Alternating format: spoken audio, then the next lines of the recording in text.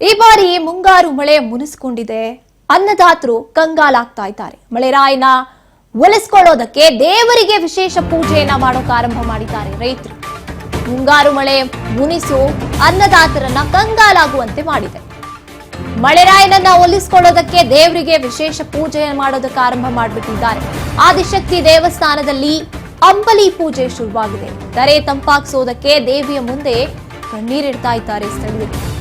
ಬಿತ್ತನೆ ಬಿಟ್ಟು ದೇವರ ಮೊರೆ ಹೋದ್ರೂ ಕೂಡ ನೂರಾರು ಅನ್ನದಾತರು ಆದ್ರೂ ಬಳಿಯಾಗ್ತಾ ಇಲ್ಲ.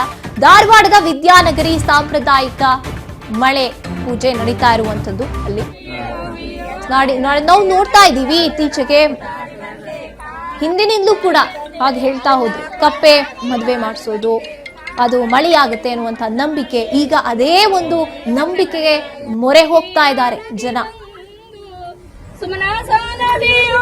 ಕ್ರಮದಿ ಸ್ನಾನವ ಮಾಡಿ ವಿಮಲ ಸತ್ವಿ ಭೂತಿ ತೀಡಿ ಕಮಲ ಮುಖಿಯರು ಕೂಡಿ ಹಾಡಿ ಯತ್ತಿರಾರುದಿ ತಂದು ಮುಸ್ತೈದೆಯರು ಬಂದು ಇಂದು ಯತ್ತಿರಾರುದಿ ತಂದು ತಲಹಂಸ ಗಿಳಿ ಕೋಗಿಗಳು ಸಂಗಡವು ಯತ್ತಿರಾರುದಿ ತಂದು ಸುಮನಾಸ ನದಿಯೋಳು ಕ್ರಮದಿ ಸ್ನಾನವ ಮಾಡಿ ವಿಮಲ ಸತ್ವಿ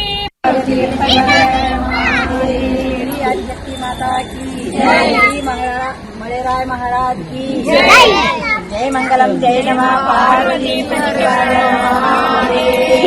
ಎಲ್ಲರೂ ಸುತ್ತಾಕ್ರಿ. ನಾವು ಹುಯ್ಯೋ ಹುಯ್ಯೋ ಹುಯ್ಯೋ ಹುಯ್ಯೋ ಹುಯ್ಯೋ